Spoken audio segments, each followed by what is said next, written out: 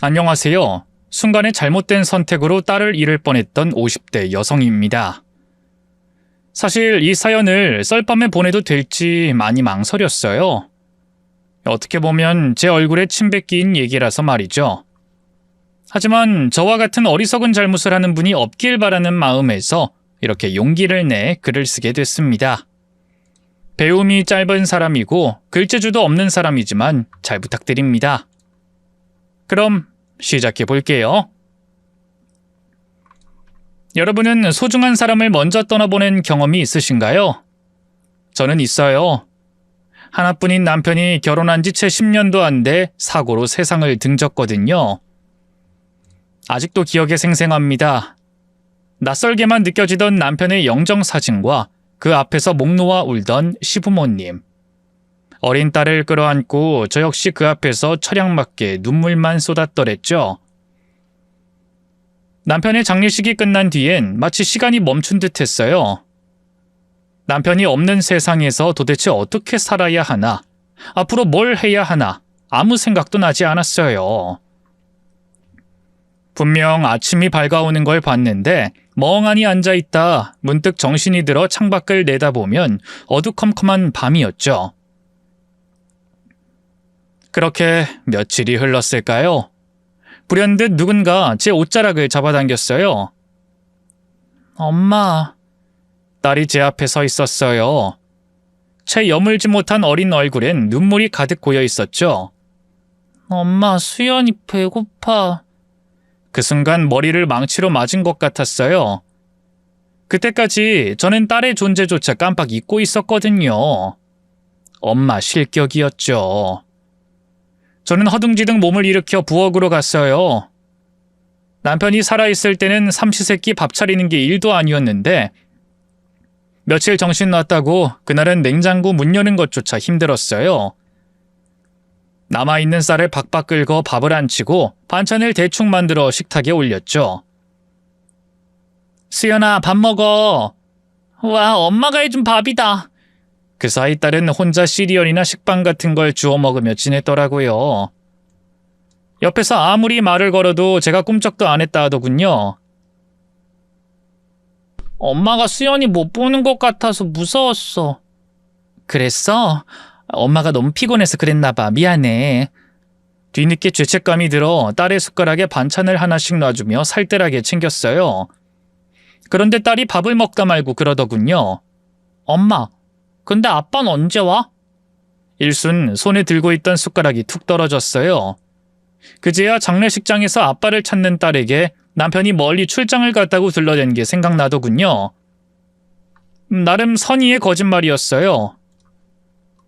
채 10살도 안 된 어린 딸에게 남편의 죽음을 설명해 줄 수는 없는 노릇이었으니까요. 엄마, 아빠는 언제 오냐니까. 이번엔 왜 이렇게 안 와?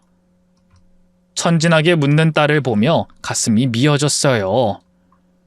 뭐라고 말해야 하나, 어떻게 설명해야 하나 입이 떨어지지 않았죠. 수연아, 아빠는 아주 멀리 일하러 갔어. 당분간은 못 오실 거야. 간신히 입을 떼니 딸이 고개를 갸웃하며 다시 물었어요. 그럼 언제 오는데? 글쎄, 한 백밤쯤 자면 오실 거야. 그렇게 오래? 수연이 아빠 보고 싶은데. 딸의 작은 속삭임에 가슴 깊은 곳에서부터 어떤 뜨거운 무언가가 북받쳐 올랐어요. 저는 결국 딸을 와락 끌어안고 오열했죠. 수연아. 엄마도 아빠가 보고 싶어. 근데 수연이는 착한 아이니까 씩씩하게 아빠 기다릴 수 있지? 응, 수연이 아빠 보고 싶어도 참을게. 그러니까 엄마도 아빠 없다고 슬퍼하지 마, 알았지? 수연이가 위로해줄게. 딸은 그 고사리같이 작은 손으로 제 등을 두드리기 시작했어요. 제가 우니까 어떻게든 위로해주고 싶었던 거겠죠. 딸의 그런 모습에 심장이 저미듯 아팠어요. 어린 딸도 이렇게 의젓한데 제가 언제까지 넋놓고 울고만 있을 순 없다는 생각이 들더군요. 남편은 떠났지만 제겐 아직 어린 딸이 남아 있었으니까요. 그날 이후 저는 달라졌어요. 더 이상 슬픔에만 갇혀 있을 수 없었어요. 딸을 지키려면 어떻게든 일상으로 돌아와야 했죠. 아니, 단순히 일상으로 돌아오는 정도가 아니었어요. 죽은 남편을 대신해 집안의 실질적인 가장이 되어야만 했죠. 하지만 너무 어린 나이에 결혼해서 제 손으로는 돈 한 번 벌어본 적 없었기에 뭘 어떻게 해야 하나 막막했어요. 제가 할 줄 아는 거라곤 집안일밖에 없으니 파출부나 식당 주방 보조 같은 걸 알아봤는데요. 그것도 어린 딸이 있으니 여러 가지로 제약이 많더군요. 다행히 친정엄마가 제가 일하는 동안 딸애를 돌봐주기로 하셔서요. 그때부터 저는 그야말로 닥치는 대로 일했어요. 남의 집 청소며 설거지, 식당 주방 보조, 시장에서 반찬 파는 일까지 돈이 드는 일이라면 뭐든 다 했죠. 하루하루가 전쟁 같았지만 딸을 먹여 살려야 한다는 생각 하나로 버텼네요. 그렇게 시간은 화살같이 빠르게 흘러 딸은 어느새 대학을 졸업하고 직장인이 됐어요. 사회에서 제 몫을 하는 어른이 되었지만 글쎄요. 제 눈엔 여전히 물가에 내놓은 아이 같기만 하더군요. 회사 생활이 힘들진 않나, 누가 괴롭히진 않을까, 이상한 남자를 만나진 않을까 걱정이 끝도 없이 이어지더라고요. 이 부모 마음이란 게 원래 그런 거겠죠? 다행히 딸은 그런 제 걱정에도 불구하고 큰 탈 없이 사회생활을 이어갔어요. 남자나 연애 문제에도 도통 관심이 없어 늘 회사와 집만 오갔죠. 처음엔 그런 착실한 딸이 참 좋았는데요. 딸의 나이가 20대 후반이 되어가자 슬슬 걱정이 되더라고요. 이대로 평생 노처녀로 늙어 죽는 게 아닐까 싶어서 말이죠. 그래서 그때부턴 남자 좀 만나라고 왜 맨날 집에만 있냐고 잔소리를 했는데요. 딸은 그때마다 자기가 알아서 하겠다면서 짜증을 냈어요. 아, 엄마, 그만 좀 해. 어른이 때 되면 알아서 할까? 아, 그놈의 때가 대체 언제 오는 건데? 네가 남자친구 좀 사귀었으면 하는 게 엄마 욕심이야? 너 맨날 회사집만 왔다 갔다 하잖아. 아, 평일이야 일이 늦게 끝나 그렇다 치지만 주말엔 예쁘게 꾸미고 어디라도 좀 나가서 놀아봐. 아, 그래야 남자 만날 기회도 생기지. 아, 귀찮아. 주말엔 나도 좀 쉬고 싶다고. 겨우 남자 만나려고 황금 같은 주말에 그런 귀찮은 짓을 해야 돼? 겨우? 너 그러다 평생 혼자 산다? 내가 왜 혼자 살아? 엄마가 있는데. 엄마가 천년만년 네 옆에 있을 것 같냐고. 응. 요즘 100세 시대라는 말도 있잖아. 그러니까 엄마 오래 살아. 아빠도 진작에 하늘나라 갔겠다. 엄마 없으면 나 혼자니까. 잔망스럽게 대꾸하는 딸이 얼마나 얄밉던지요. 나름 주변 인맥을 동원해 소개팅도 알아보고 했는데요. 딸이 그런 인위적인 만남은 질색이라며 선을 긋더군요. 그래서 이러지도 저러지도 못한 채 속만 태우며 시간을 보냈는데요. 그로부터 한 반년쯤 지났을까요? 딸이 갑자기 집에 오는 시간도 늦어지고요. 주말에 예쁘게 차려입고 외출도 하고 그러더라고요. 직감적으로 남자가 생겼구나 싶었죠. 아니나 다를까 얼마 뒤에 딸이 제게 그토록 기다려왔던 말을 꺼냈어요. 엄마, 나 요즘 만나는 사람 있어. 그래? 아유, 어쩐지 그런 것 같더라. 뭐 하는 사람이야? 어떻게 만났는데? 나이는? 아유, 엄마 진정하고 하나씩 물어봐. 아니다. 이럴 게 아니라 내가 주말에 집에 데려올게. 안 그래도 오빠가 엄마 한번 보고 싶다고 했었거든. 뭐? 벌써 집에? 나이가 좀 있는 사람이니? 너랑 결혼하지?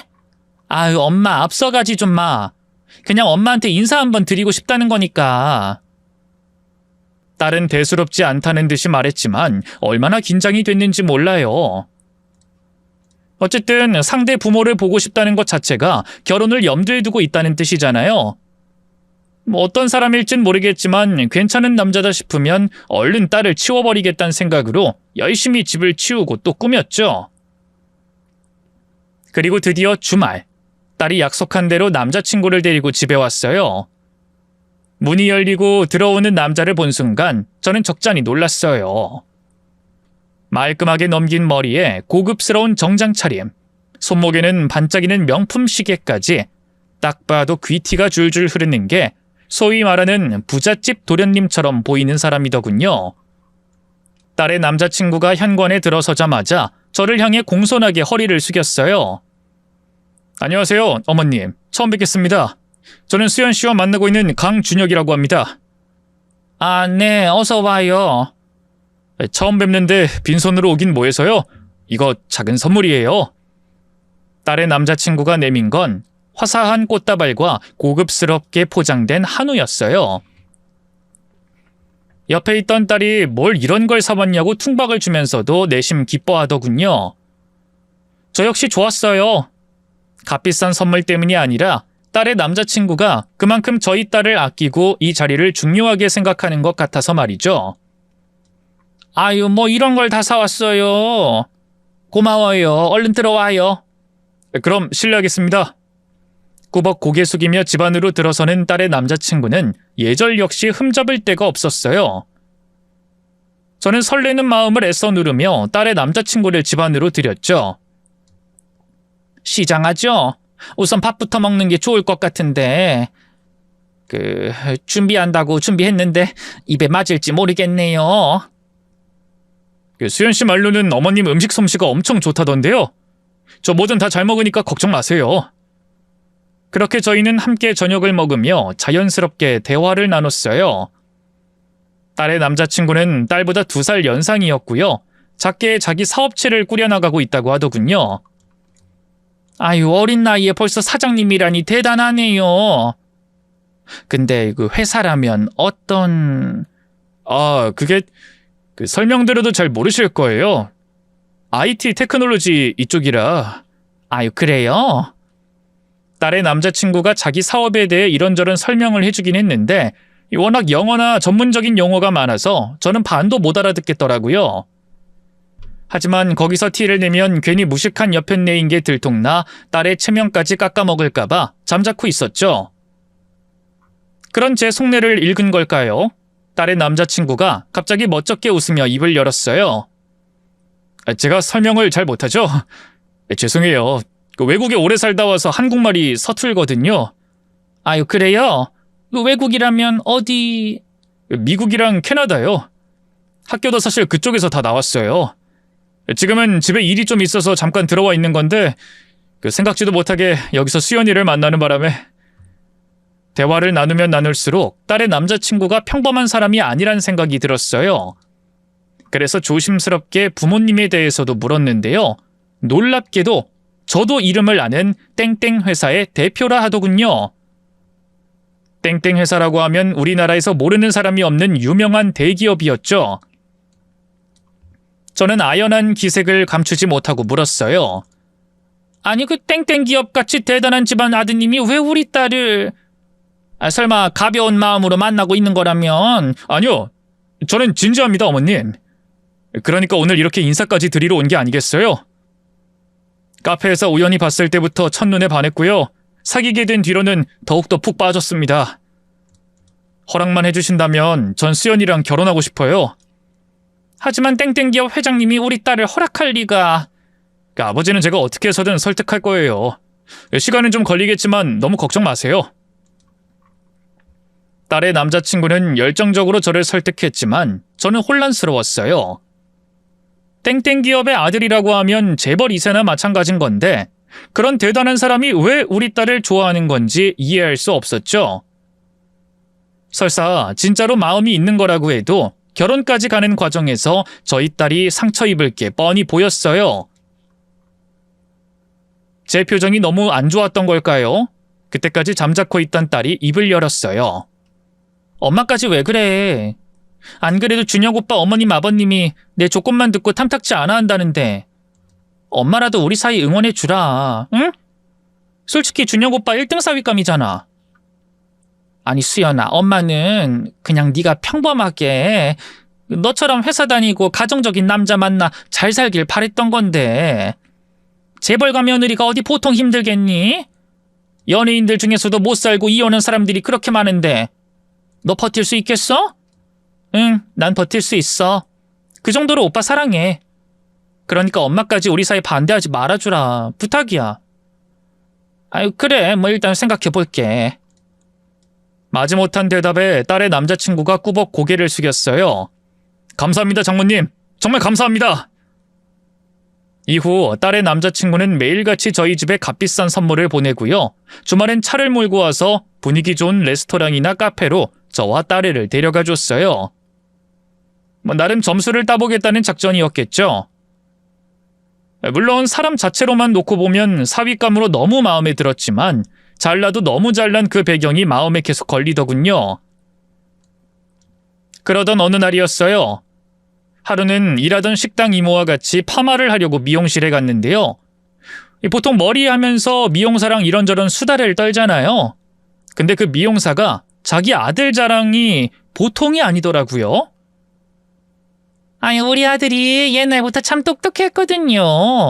영재 소리 듣고 그랬어. 땡땡 대학 다닐 때도 장학금 한 번도 놓친 적 없고 지금도 땡땡 기업 알죠? 거기 다니는데 일을 얼마나 잘하는지 회사에서 아주 우리 아들을 놓아주질 않는다니까요. 땡땡 기업이라면 다름 아닌 딸의 남자친구의 아버지, 즉 바깥사돈이 될지도 모르는 분이 운영하는 회사였어요. 그래서 반갑게 입을 열었죠. 어머, 땡땡 기업이요? 우리 예비사돈이 그 회사 회장님인데. 아직 결혼한 것도 아니고 평소 같으면 절대 얘기하지 않았을 텐데요. 그 미용사가 자기 아들 자랑이 심한 데다 국립대 나와서 회사 잘 다니고 있는 저희 딸을 은근슬쩍 깎아내리더라고요. 자기 아들보다는 못하다는 식으로 말이죠. 그래서 욱한 마음에 저도 모르게 그런 얘기를 한 거였죠. 그러자 그 미용사가 입을 떡 벌린 것도 잠시, 이내 입가에 비웃음을 띄우더군요. 에이, 허풍이 너무 심하시다. 땡땡 기업 회장님이면 우리나라에서 손에 꼽히는 재벌인데 그런 분이 자식 결혼을 아무하고나 시키겠어요? 똑같은 재벌가하고 연을 맺겠지. 아무하고나라뇨? 우리 딸이 어디가 어때서요? 부모야 당연히 조건 보고 결혼시키고 싶겠죠. 하지만 자식이 좋아하는 여자가 있다고 하면 별 수 있겠어요? 그 집 아들이 지금 우리 딸한테 푹 빠져서 매일같이 결혼하자고 쫄라대고 있다고요. 오히려 제가 너무 부담스러워서 생각할 시간을 달라고 한 상태네요. 그래요? 회장님한테 혼기찬 아들이 있었던가? 그 예비사위 이름이 어떻게 돼요? 우리 아들한테 한번 물어보게요. 그러든가요. 강준혁이에요. 미용사는 제 머리를 마저 말아준 뒤 열기구를 씌워주고요. 본인은 아들과 잠깐 통화 좀 해보겠다면서 밖으로 나갔는데요. 잠시 후 미용사가 냉소적인 표정으로 들어왔어요. 사모님, 그 예비사위 정말 땡땡기업 회장님 아들 맞아요? 우리 아들 말이 회장님한테 그런 이름 가진 자식은 없다는데? 아들이 둘 있는데 둘 다 이미 결혼도 했대요. 그 순간 뒤통수를 얻어맞은 것처럼 머리가 멍해졌어요. 옆에서 같이 머리를 하던 식당 이모도 입을 떡 벌렸죠. 어머, 진짜? 어떻게 수연 엄마? 그 수연이 남자친구 순 사기꾼 아니야? 어쩐지 땡땡기업 회장 아들이라고 할 때부터 이상했다니까. 그런 사람이 왜 우리 수연이를 만나겠어? 아유, 그 수연이가 별로란 게 아니라 끼리끼리라는 말이 있잖아. 순식간에 얼굴이 확 달아올랐어요. 한편으로는 딸이 정말 사기꾼을 만난 건가 싶어 모골이 송연해졌죠. 저는 머리가 다 완성되지도 않았는데 다급하게 일어섰고요. 머리값을 치르자마자 바로 집으로 달려갔네요. 그리고 잠시 후 퇴근한 딸을 붙잡고 물어봤죠. 수연아, 준혁이 말이다. 걔 정말로 땡땡기업 아들 맞아? 방금 엄마가 미용실에서 머리를 했는데 그 미용사 아들이 땡땡기업 다닌다고 했거든? 근데 거기 회장님 아들 중에 강준혁이라는 사람은 없대. 아들이 둘인데 둘 다 진작에 결혼했단다. 하지만 제 말에도 딸은 놀라지 않았어요. 오히려 성가시다는 듯 미간을 찌푸리더군요. 엄마, 내 결혼 반대하면서 오빠 뒤낚이고 다닌 거야? 아니, 내가 뒤를 캔 게 아니라 이런 얘기까지는 안 하려고 했는데 사실 오빠 회장님 배다른 자식이야. 적통 후계자가 아니라서 이름이 안 알려진 것뿐이라고. 뭐? 배다른 자식? 사생아란 말이니? 그래. 그렇다고 완전히 내놓은 자식은 아닌 게 혹시라도 후계자 싸움에 휘말리게 될까봐 회장님이 쭉 해외에서 키우신 거래. 지금 하는 사업도 회장님이 다 봐주고 계시고 결혼할 때도 한몫 단단히 챙겨주겠다고 하셨나 봐. 오빠가 엄마 없이 컸다고 엄청 아끼셔. 그 순간 머릿속이 복잡하게 뒤엉켰어요. 재벌가의 사생아라니. 아무리 요즘 세상이 변했다 해도 그런 복잡한 가정사를 가진 남자를 내 딸의 짝으로 이어주고 싶지 않았어요. 후계 구도도 복잡할 텐데 결혼 후 제대로 된 지원을 받을 수 있을까? 나중에 우리 딸이 그쪽 집안 식구들에게 해코지를 당하는 건 아닐까? 이런저런 생각이 꼬리에 꼬리를 물었죠. 그런 제 마음을 읽은 걸까요? 딸이 다시 조심스럽게 입을 열더군요. 엄마, 너무 걱정하지 마. 나 오빠랑 잘 살 자신 있어. 오빠 진짜 좋은 사람이야. 엄청 상처 많은 사람인데도 나한테만큼은 한없이 다정해. 엄마도 알잖아. 오빠가 나 얼마나 아껴주는지. 아이, 그렇다 해도... 수연아, 네가 정말 감당할 수 있겠어? 엄만 그냥 네가 평범한 남자 만나서 평범하게 잘 살았으면 해. 이 결혼이라는 게 단순히 사랑만으로 다 되는 게 아니라고. 제 걱정이 그저 잔소리로만 여겨진 걸까요? 딸이 짜증스런 목소리로 되받아쳤어요. 엄마, 제발 좀! 오빠랑 결혼하는 건 내 인생이야. 근데 왜 자꾸 엄마가 이래라 저래라야? 나 이제 어른이야. 내 앞가림 정도는 내가 할 수 있다고! 딸이 완강하게 나오자 전 결국 아무 말도 못하고 입을 다물었어요. 하지만 내심 딸이 예비 사위와 헤어졌으면 하는 생각이 있었는데요. 하늘도 무심하시지 결국 제가 딸의 결혼을 허락할 수밖에 없는 사건이 생기고야 말았습니다. 얼마 뒤 딸이 조심스럽게 제게 할 말이 있다고 하더군요. 그때부터 예감이 좋지 않았는데요. 딸의 입에서 나온 말은 정말 충격적이었어요. 엄마, 나 임신했어. 그 말을 듣는 순간 기쁘긴커녕 세상이 무너지는 기분이었어요. 뭐? 임신이라니 그게 대체... 피임한 거야? 미안해 엄마. 근데 난 애기 생겨서 너무 기뻐. 오빠도 진심으로 기뻐해줬고 자기가 다 책임지겠다고 했어. 엄마도 이제 인정해줘. 더는 반대할 수도 없었어요. 시집도 안 간 딸이 애를 뱄다는데 결혼하지 말라고 할 수가 없잖아요. 그렇다고 애를 지우라고 할 수도 없고요. 그렇게 저는 반쯤 체념한 상태로 딸의 결혼을 받아들이기로 했죠. 이후에도 속 터지는 일의 연장선이었어요. 딸은 웨딩드레스를 입고 제대로 된 결혼식을 치르지조차 못했습니다. 그 집에서 그러더군요. 혹시라도 이번 결혼으로 사생아인 예비 사위의 존재가 세상에 드러나면 안 된다고. 최대한 조용하게 식을 치렀으면 한다고요. 심지어 저는 상견례는커녕 사돈 얼굴도 보지 못했어요. 가족끼리 다 같이 식사하는 자리에서도 바깥 사돈 비서라는 사람이 대리인으로 왔고요. 이후 결혼 절차에 대한 얘기를 나눌 때도 전부 전화로만 했네요. 그것도 제가 사위에게 얘기해서 통화나마 할 수 있던 거였죠. 여보세요? 땡땡기염 회장님이신가요? 저 수연이 애미 되는 사람인데요. 예, 반갑습니다, 사부인. 이렇게 전화로 인사드리는 걸 용서해 주십시오. 알다시피 우리 준혁이가 제가 밖에서 낳은 자식이라 이 승계 작업이 끝나기 전까진 식구들이며 세간의 눈을 조심해야 해서 말입니다. 아니에요. 이렇게라도 뵙게 되어 다행이에요. 우리 준혁이가 수연이를 정말 많이 아끼더군요. 이제 수연이도 사부인도 한 식구가 됐으니 앞으로 잘 부탁드립니다. 뭐든 힘든 일 있으면 저희 비서나 준혁이 통해서 얘기하시고요. 바깥사돈은 위험이 있으면서도 다정했어요. 전화를 받기 전까지만 해도 재벌 회장이라면 차갑고 권위적인 사람일 거라고 예상했는데 의외로 친근한 느낌이 들더군요. 그렇게 말씀해 주셔서 감사합니다. 저희 딸이 부족한 점이 많을 텐데 모쪼록 잘 부탁드려요. 걱정하지 마십시오. 준영이가 책임지고 잘 데리고 살 겁니다. 저도 뒤에서나마 잘 지켜볼 거고요. 그럼 제가 임원회의가 또 있어서 이만... 예, 들어가세요. 큰 탈 없이 통화를 마무리했지만 이상하게 기분이 찝찝했어요.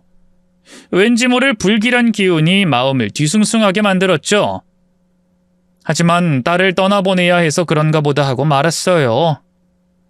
사위가 해외에서 사업을 하고 있다 보니 딸도 바로 미국으로 떠나야 했거든요. 손주도 국적 문제 때문에 아예 거기서 나을 예정이라고 하더군요. 수연아, 그럼 한국엔 언제쯤 돌아오는 거니? 일단 튼튼히 낳고 좀 안정되면.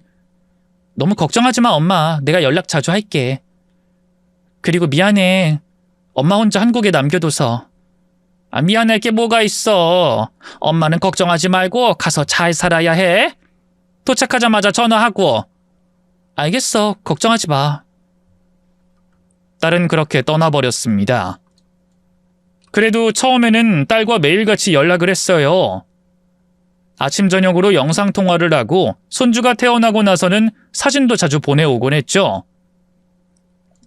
힘들어 보이긴 했지만 손주를 품에 안고 웃는 딸의 얼굴을 보며 저도 마음을 놓으려 했습니다. 그런데 언제부턴가 딸의 목소리가 달라졌어요.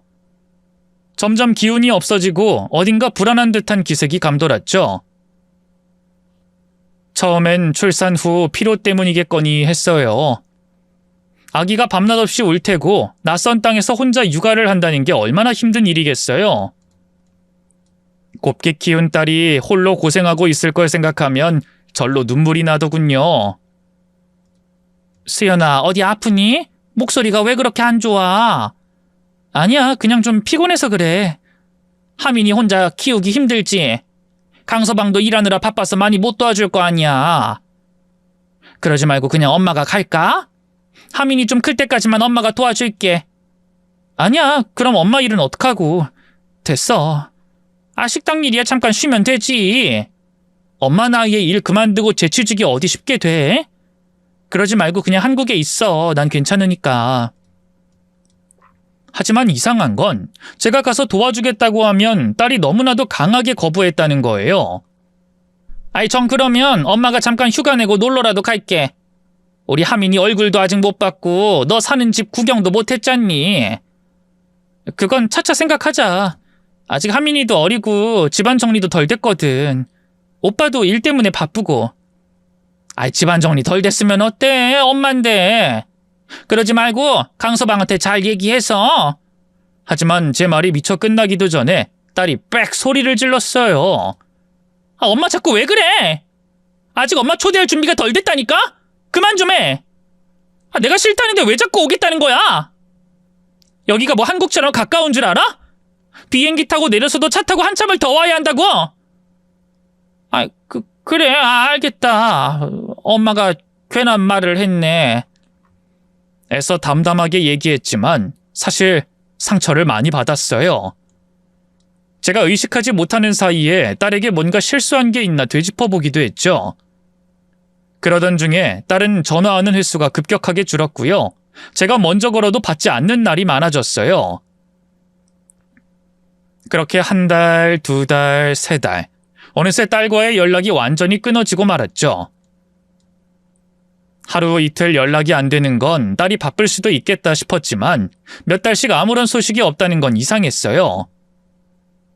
불안한 마음에 저는 사위의 개인 연락처로도 전화를 해봤는데요. 사위 역시 답이 없긴 매한가지더군요. 결국 경찰서로 가서 실종 신고라도 해야 되나 고민했는데요. 그 찰나에 극적으로 사위에게서 연락이 왔어요. 여보세요? 장모님? 그동안 연락 못 드려서 죄송해요. 강서방, 도대체 이게 어떻게 된 건가? 왜 자네도 수연이도 연락이 안 돼? 죄송해요. 하민이가 폐렴 때문에 병원에 입원하는 바람에 저도 집사람도 정신이 없어서 연락을 못했어요. 뭐? 하민이가 아프다고? 많이 위험한 건가? 아니요, 지금은 한숨 돌렸어요. 너무 걱정 마세요. 수연이는? 일단 수연이 좀 바꿔줘 보게. 그게 수연이가 지금 잠깐 씻으러 가서 제가 장모님한테 다시 전화하라고 말씀드릴게요. 하지만 사위와 전화를 끊은 뒤 아무리 기다려도 딸에게서 연락은 오지 않았어요. 제가 전화를 먼저 걸어봐도 받지 않더군요. 결국 저는 다시 사위에게 연락할 수밖에 없었는데요. 그때마다 사위는 딸이 잠들었다, 씻고 있다, 손주를 재우고 있다 이런저런 핑계를 댔어요.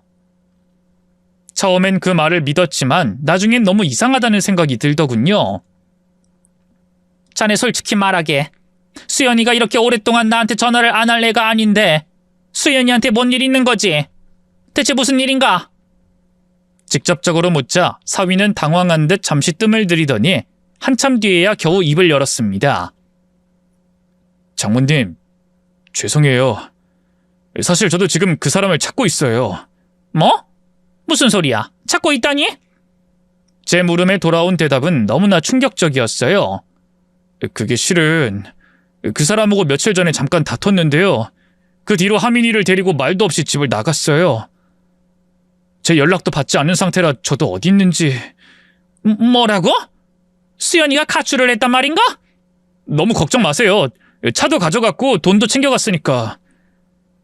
그래도 일단 경찰에 실종 신고는 해둔 상태입니다. 걱정 마세요, 장모님. 제가 어떻게든 찾아낼게요. 하지만 사위의 다짐은 제게 와닿지 않았어요. 딸이 낯선 이국 땅에서 어린 손주와 함께 헤매고 있을 걸 생각하면 불안에 미칠 것 같았죠. 저는 사위와 전화를 끊자마자 바로 일하는 식당에 연락해 휴가를 받았어요. 그리고 바로 공항으로 달려가 미국으로 가는 가장 빠른 비행기표를 끊었죠. 다행히 집 주소는 전에 딸에게 택배를 몇 번 붙여준 적이 있어서 알고 있었어요. 언어도 통하지 않는 낯선 땅에서 택시기사에게 물어 사위와 딸이 살고 있는 집을 찾아갔죠. 그런데 택시에서 내려 주변을 둘러보는 순간 저는 순간적으로 내가 잘못 찾아온 게 아닐까 싶었어요. 재벌 아들인 사위가 살고 있는 동네니 당연히 부촌일 거라고 생각했거든요. 딸도 실제로 그렇게 얘기했고요. 동네 분위기도 좋고 집도 넓고 너무 좋다고요. 하지만 제 눈앞에 펼쳐진 동네의 풍경은 딸이 말하던 부촌과는 너무 달랐어요. 거리에는 노숙자들이 곳곳에 웅크리고 있었고 벽에는 낙서와 얼룩이 가득했죠. 건물들은 대부분 낡고 허름했으며 깨진 창문을 그대로 방치한 집도 보였어요. 공포 영화에나 나올 법한 다 쓰러져가는 주택 앞을 지키고 서 있는 커다란 개는 이방인인 저를 향해 위협적으로 으르렁거렸고요.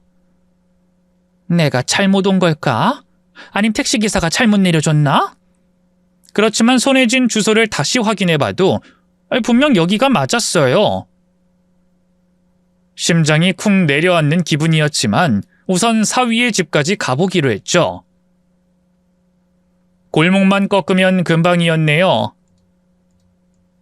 이윽고 모습을 드러낸 사위의 집도 앞서 본 다른 집들과 크게 다르지 않았어요. 대문이나 창문틀은 페인트 칠이 다 벗겨져 있었고요. 정원은 나무 하나 없이 흙먼지로 황량하기만 했죠. 망설이다 조심스럽게 초인종을 눌러봤는데요. 아무런 응답이 없더군요. 몇 번을 눌러보고 대문을 쾅쾅 두들겨봐도 마찬가지였어요.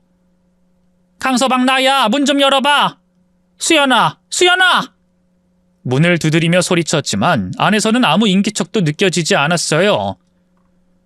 수연이야 손주를 데리고 가출했다 쳐도 사위는 집안에 있을 줄 알았는데 회사를 가거나 딸을 찾으러 간 걸까 싶더군요.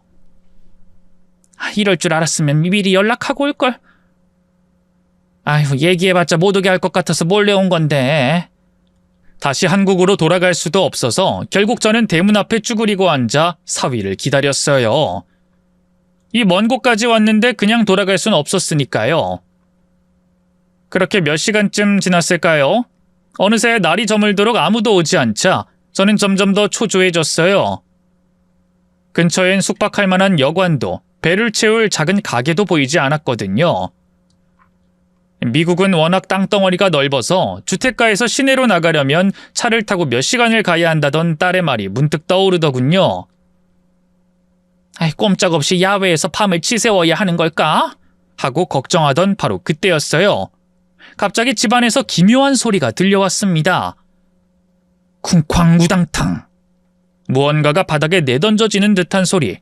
그리고 뒤이어 짧은 여자의 비명이 고막을 때렸어요. 저는 순간적으로 머릿속이 하얘졌죠. 안에 누가 있는 거야? 설마 수연이? 다시 귀를 기울이자 누군가 희미하게 신음하는 소리가 들렸어요. 너무 희미하고 흐릿해서 잘 들리진 않았지만 제 귀에는 그 소리가 왠지 모르게 딸의 목소리인 것처럼 느껴졌죠. 그 순간 심장이 미친 듯이 뛰고 온몸이 덜덜 떨렸어요. 얼른 현관문을 두드려 봤지만 여전히 현관문은 굳게 잠겨 있었죠. 저는 어쩔 줄 몰라 하면서 집 주변을 둘러봤어요. 혹시 창문이라도 열려 있다면 들어갈 수 있을까 해서 말이죠. 그런데 집 뒤쪽으로 가보니 지하로 연결되는 작은 문이 있더라고요. 해외 영화 많이 보신 분들은 알 거예요. 그 서양집은 지하실로 연결되는 철문 같은 게 바로 밖에 있잖아요. 슬쩍 다가가 문을 열어보니 다행히 잠겨있지 않았어요. 저는 주변 눈치를 보다 조심스럽게 안으로 몸을 우겨 넣었죠. 지하 특유의 퀴퀴한 냄새가 코를 찌른 것도 잠시, 이내 어둠 속에서 바닥에 흩어진 쓰레기와 깨진 유리 조각들이 보이더군요. 세상에 이게 뭐야? 지하실 안은 마치 폭풍이 휩쓸고 지나간 듯 엉망진창이었어요. 충격에 빠져 어쩔 줄 몰라 하던 바로 그때 어둠 속에서 희미한 신음소리가 들렸어요. 엄마, 엄마? 익숙한 부름에 순간 온몸이 굳어버렸어요. 분명 딸의 목소리였거든요. 저는 정신없이 지하실 안쪽을 향해 달려갔어요. 벽에 걸린 작은 전구 하나가 희미한 불빛을 내뿜고 있었고 그 밑에 딸이 의자에 묶인 채 창백한 얼굴로 저를 바라보고 있었습니다. 수연아! 저는 반사적으로 소리쳤어요. 딸은 힘없이 고개를 들더니 저를 보곤 눈물을 터뜨렸어요. 엄마? 엄마? 진짜 엄마 맞아? 어떻게 여기까지? 저를 부르는 딸의 목소리는 너무나도 연약했고 금방이라도 꺼질 것 같았어요. 저는 재빨리 다가가 딸의 상태를 살폈는데요. 머리는 헝클어져 있었고 입술은 핏자국이 말라붙어 갈라져 있었어요. 그뿐인가요? 얼굴을 비롯한 온몸에 멍자국이 가득했죠. 손목과 발목은 밧줄에 묶여 있었고요. 그 선연한 폭력의 흔적에 저는 경악했네요. 이게 다 뭐야? 이게 어떻게 된 거야? 저는 바로 딸의 밧줄부터 풀려고 했어요. 하지만 밧줄이 너무 단단하게 묶여 있어서 손으로는 도저히 풀 수 없더군요. 그런 저를 보며 딸이 다급하게 입을 열었어요. 엄마 서둘러. 빨리 나가야 해. 그 사람이 알게 되면 엄마도 죽어. 그게 무슨 말이야? 그 사람이라니. 애초에 누가 널 이렇게 묶고 때린 거야? 어? 설마 강서방이니? 설마 하는 마음으로 물었는데 돌아온 대답은 너무나 충격적이었어요. 맞아, 그 사람이 이런 거야. 엄마, 전부 다 거짓말이었어. 그 자식 재벌 2세도 뭣도 아니었고 그냥 사기꾼이었다고. 이 집에 와서 하민이 태어나자마자 돌변했어. 갑자기 막 날 아랫사람처럼 대하고 내가 조금이라도 자기 심기 거스르면 세간살이 다 때려 부수고 하민이도 몇 번이고 집어 던졌어. 그 사람. 우는 게 너무 시끄럽단 이유로. 딸의 말에 충격을 받아 넋놓고 있던 것도 잠시 손주의 이름에 정신이 번쩍 들었어요. 하민인 그래서 지금 어디 있는데? 그러자 딸의 두 눈에서 눈물이 차올랐어요. 죽었어. 그 사람이.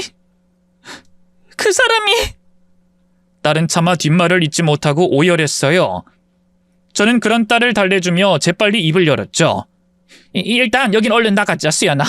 나가서 경찰에 신고부터 한 다음에. 그런데 바로 그때였어요. 갑자기 활짝 열려있던 지하실 문이 쾅 닫히면서 주변이 어두워졌어요. 그리고 어디 가려고요, 장모님? 하고 어둠 속에서 너무나 익숙한 목소리가 들려왔죠. 맞아요. 어느새 나타난 사위가 지하실 문을 닫고 그 앞에 서 있었습니다. 저는 두려움에 질려있던 것도 잠시 이내 벼락 같은 노성을 내질렀어요.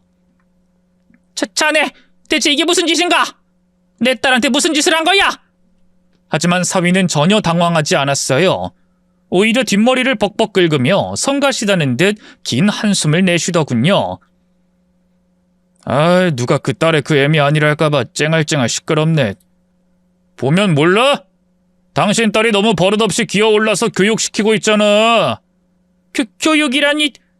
당신 대체 자식 교육을 어떻게 한 거야? 아니, 어떻게 했길래 사사건건 하늘 같은 서방한테 기어오르냐고. 그게 무슨 말인가? 기어오르다니. 내 딸이 뭐 자네 부하도 아니고 고작 그런 이유로 내 딸을 이렇게 지하실에 감금해두고 때리기까지 했단 말인가? 애초에 내 딸이 가출했다는 것도 다 새빨간 거짓말이었지? 그걸 이제 알았어? 그래도 딸보단 머리가 좋으시네. 이죽거리는 사위는 딱 봐도 제정신이 아니었어요. 자네 대체 정체가 뭐야? 뭔데 내 딸을 속여서 이 머나먼 땅까지 데려왔어? 내 딸이 대체 무슨 잘못을 했다고?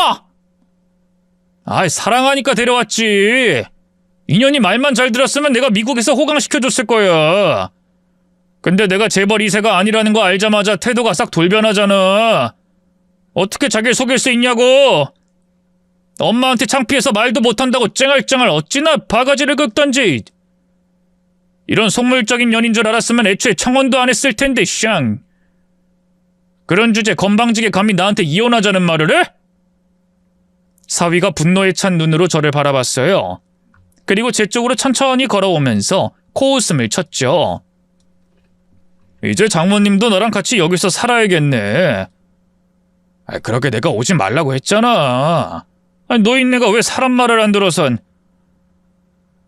뭐 좋지. 이제 수연이도 더는 외롭지 않겠어. 안 그래? 사위의 두 눈이 광기로 희번덕거렸어요. 전 그제야 확신할 수 있었죠. 이 남자는 미쳤다. 그걸 깨달은 순간 온몸에 소름이 돋았어요. 저는 최대한 침착한 목소리로 사위에게 말했죠. 강서방, 자네 지금 제정신이야? 진정하고 일단 우리 대화를 좀 합세. 대화는 뭔 놈의 대화. 됐으니까 일단 좀 맞자. 하지만 사위는 이미 이성을 잃은 상태였어요. 두 주먹을 뚜둑 소리나게 꺾으며 점점 제 쪽으로 다가왔죠. 그러자 딸이 절망적인 표정으로 몸부림치며 울부짖었어요. 엄마 도망쳐! 제발 도망가라고! 하지만 저는 딸을 버리고 도망칠 수 없었어요. 어떻게 하면 좋을까 망설이는 사이 사위가 갑자기 허리 뒤춤에서 무언가를 꺼냈어요. 가만히 있는 게 좋을 거예요, 장모님. 이거 한번 잘못 맞으면 골로 가니까. 물건의 정체는 다름 아닌 전기 충격기였어요. 사위가 전원을 켜자 징 하는 소리와 함께 푸른 불꽃이 튀더군요. 그 위협적인 모습에 숨이 꼴깍 넘어갔죠. 이건 그냥 흉내만 낸 장난감 아니에요. 제대로 맞으면 전신 근육이 바로 마비된다고요. 아주 훌륭한 물건이죠? 효과는 확실해. 당신 딸이랑 미리 연습 좀 해봤거든. 한 5초쯤 맞으면 몸을 제대로 못 가누더라고. 그러니까 저항하지 말고 얌전히 있는 게 좋을 거야. 엄마 도망가! 도망가라고 제발! 하지만 저는 이미 결심한 상태였어요. 이대로 딸을 두고 도망칠 순 없다. 그렇다고 순순히 당할 수도 없다. 저는 일단 두 손으로 항복 자세를 취한 채 천천히 사위 앞에 섰어요. 알았으니까 제발 우리 딸부터 풀어주게. 겁에 질린 제 목소리에 사위가 비열한 미소를 지으며 고개를 끄덕이더군요. 그래, 그렇게 얌전하게 굴어야지. 내 말만 잘 들으면 나쁜 일은 없을 거야. 다가온 사위는 제 양손을 등 뒤로 잡아 끌며 밧줄을 가져와 묶으려고 했어요. 그리고 바로 그 순간 기회를 노리고 있던 저는 단숨에 몸을 틀어 사위의 얼굴로 달려들었어요. 그리고 그놈의 귀를 있는 힘껏 물어뜯었죠. 으아! 입안으로 뜨끈한 무언가가 밀려 들어왔어요. 사위가 귀를 감싸고 비명을 질렀고 뒤늦게 입 안으로 피비린내가 퍼졌죠. 저는 사위가 고통에 몸부림치는 틈을 타 재빨리 딸의 밧줄을 풀기 시작했어요. 손으로는 잘 되지 않아서 주변을 둘러보는데 사위가 내던진 전기 충격기가 눈에 들어오더군요. 얼른 집어들어 밧줄에 가져다 댔어요. 이 끝부분이 날카로워 그런가 바로 밧줄이 끊어지더군요. 수연아 빨리 뛰어! 딸은 덜덜 떨리는 손으로 땅을 짚고 일어서더니 눈물을 흘리며 제게 손을 내밀었어요. 엄마도 같이 나가야지. 그래, 얼른 나가자, 서둘러. 사위는 여전히 바닥에 쓰러져 귀를 부여잡고 신음하고 있었어요. 이 기회를 놓치면 안 된다는 생각이 전신을 지배했죠. 그렇게 저와 딸은 정신없이 지하실 계단을 뛰어 올랐어요. 하지만 현관문을 열고 나가려던 바로 그 순간 뒤에서 공포스러운 고함 소리가 울려 퍼지더군요. 거기 안 서! 이 거지 같은 것들 잡히면 죽을 줄 알아! 뒤를 돌아보니 어느새 정신을 차린 사위가 미친 듯이 따라오고 있었어요. 한쪽 귀에서 피가 뚝뚝 흐르면서도 두 눈은 여전히 광기와 집념으로 빛나더군요. 결코 포기할 것 같은 눈빛이 아니었죠. 수연아, 뒤돌아보지 말고 뛰어! 얼른! 저는 공포로 굳어버린 딸을 데리고 집 밖으로 뛰쳐나왔어요. 그리고 저 멀리 도로를 향해 질주했죠. 제발 누구라도 지나가길 바랬건만 한밤중이라 주변은 쥐죽은 듯이 고요하기만 했어요. 그 사이 사위는 지쳐까지 저희를 따라왔죠. 너네는 도가니든 쥐야! 지금이라도 용서를 비는 게 좋을걸! 사위가 광기에 찬 미소를 지으며 저희에게로 손을 뻗으려던 바로 그 순간이었어요. 일순 헤드라이트 불빛이 눈을 찌르는가 싶더니 도로 저편에서 검은색 SUV 한 대가 천천히 다가오고 있었어요. 저는 필사적으로 두 손을 내저었죠. 여기요, 여기요! 제발 도와주세요! 여기 미친놈이 저와 제 딸을 해치려고 해요! 제발 구해주세요! 제 간절한 외침이 들린 걸까요? 차가 급하게 멈춰섰고 운전석 창문이 내려갔어요. 중년의 백인 남성이 당황한 표정으로 저와 딸, 그리고 저 뒤에서 달려오던 사위를 쳐다보더군요. Help me, please! My daughter, help me! 영어를 잘 못하는 저는 필사적으로 아는 단어를 외쳤어요. 그러자 상황을 이해한 듯 운전자가 다급하게 핸드폰을 꺼내더군요. 유창한 영어를 알아들을 순 없었지만 아무래도 경찰에 신고하는 것 같았어요. 그걸 눈치챈 사위는 어느새 비열하게 도망치고 있었죠. 그 모습을 확인한 운전자가 용기를 내 차에서 내렸어요. 그리고 직접 뒷좌석 문을 열어 저와 딸을 태워줬고 창문을 올려 전부 잠가버리더군요. 혹시라도 사위가 다시 돌아올까봐 그런 거였죠. 그렇게 얼마나 기다렸을까요? 잠시 후 저 멀리서 사이렌 소리가 들려왔어요. 맞아요. 마침내 경찰이 도착한 거예요. 경찰은 바로 저와 딸을 데리고 경찰서로 향했고요. 다행히 딸이 어느 정도 영어를 할 줄 알아서 자초지종을 설명할 수 있었어요.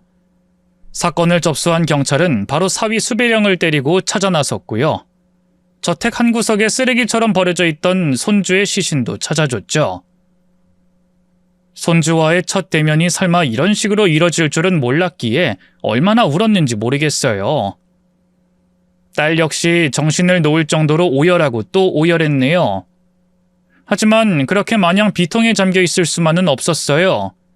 모든 일의 원흉인 사위에게 죗값을 치르게끔 해야 했으니까요. 다행히 미국 경찰들의 도움으로 이틀 만에 사위를 잡을 수 있었어요. 공항에서 비행기를 타고 다른 제3국으로 도망치려다가 잡혔다고 하더군요. 사위가 경찰에 붙잡혔다는 소식을 들은 순간 저는 무릎이 풀려 주저앉고 말았어요. 딸도 제 손을 꼭 붙잡고 연신 흐느꼈죠. 엄마, 끝났어. 이제 다 끝난 거야. 그렇지? 저는 딸을 끌어안으며 조용히 고개를 끄덕였어요. 곧 한국 경찰과도 협조 수사가 이뤄졌는데요. 그 결과 드러난 사위의 정체는 놀라웠어요. 알고 보니 사위는 미국에서 한인마트를 운영하는 평범한 재외동포였어요. 아니, 평범이라는 말을 붙일 순 없죠. 정상적인 사람이라면 여자랑 사귀고 결혼하면서 자기 직업이나 집안을 속이진 않으니까요. 사위는 자기 신분을 솔직하게 밝히면 제 딸이 결혼해주지 않을 것 같아서 모든 걸 속였다고 하더군요. 심지어 제가 통화했던 바깥사돈도 전부 사위가 섭외한 가짜였어요. 수사 과정에서 사위는 정신과 검사도 받았는데요. 반사회적 장애를 갖고 있다 하더군요. 흔히 말하는 사이코패스라고 하나요? 그런 기질도 있고요. 왜 그걸 처음부터 알아보지 못했던 건지 너무나 후회스러웠네요. 그렇게 사위는 가정폭력, 감금, 상해, 살인 등의 혐의로 기소됐어요. 경찰이 조사해보니 딸에게 폭력을 휘두른 것도 한두 번이 아니었고요. 손주 역시 사위가 우는 게 시끄럽다는 이유로 죽인 게 맞았어요. 충격적인 진실은 여기서 끝이 아니었습니다. 알고 보니 사위는 초범이 아니었어요. 미국에서 이미 사기 및 폭력 전과가 있었지만 피해자들이 법적 절차를 밟지 않아서 지금까지 제대로 처벌받지 않았다고 하더군요. 하지만 이번만큼은 달랐어요. 저와 딸은 손주를 죽게 만든 그 살인범을 결코 용서할 생각이 없었으니까요. 재판이 시작되자 사위는 한동안 반성하는 척을 했어요. 하지만 딸과 제가 증언대에 서자 갑자기 돌변해서 소리를 지르고 욕설을 퍼부었죠. 이것들 다 거짓말이야! 딸이랑 애미 두 년이 작정하고 사기치는 거라고! 내가 뭘 잘못했는데? 난 사랑하는 여자랑 행복하게 잘 살려고 최선을 다했어. 근데 인연이 내가 돈 없는 거지라고 무시했단 말이야? 이대로 날 범죄자로 몰아가면 내가 가만히 있을 것 같아? 다 죽여버릴 거야. 다 죽여버릴 거라고! 법정에서까지 날뛰는 그놈을 보면서 더 이상 두려움은 일지 않았어요. 오히려 그놈의 마지막 발악을 보면서 이제야 모든 게 끝났다는 실감이 나더군요. 결국 사위는 최대 형량을 선고받고 감옥에 갇혔고요. 아직까지도 출소하지 못하고 있답니다. 사위가 운영하던 한인마트도 압류당해 문을 닫았고요. 미국에선 그간의 범죄 이력 때문에 아예 입국 금지 당한 걸로 알고 있어요. 출소해도 사람 구실은 못할 테니 참 다행이죠. 모든 사건이 일단락된 뒤 저와 딸은 다시 새로운 삶을 시작했어요. 물론 쉽지만은 않았어요. 딸이 처음엔 극심한 트라우마에 시달렸거든요. 한동안 악몽을 꾸고 문소리만 나도 벌떡 일어나곤 했죠.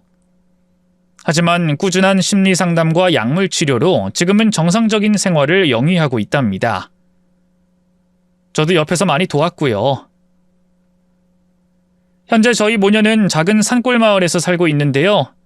편의시설은 많이 없지만 물 맑고 공기 좋아서 마음 편히 살기 좋은 곳이에요. 딸은 다시 일을 시작했고요. 저 역시 작은 식당을 차려 손님들을 맞이하고 있답니다. 시간이 지나면서 딸도 조금씩 웃음을 되찾았어요. 하지만 손주의 죽음은 여전히 저희 모녀의 마음에 깊은 상처로 남아있죠. 그 아이를 지켜주지 못했다는 죄책감이 평생 따라다니겠지만 앞으로 남은 삶 동안 딸과 함께 서로를 보듬으며 살아가려고 해요. 부디 차갑고 매정한 질책보다는 저희 모녀의 앞날을 응원해 주시길 바랄게요. 긴 얘기 들어주셔서 고맙습니다. 모두 건강하세요.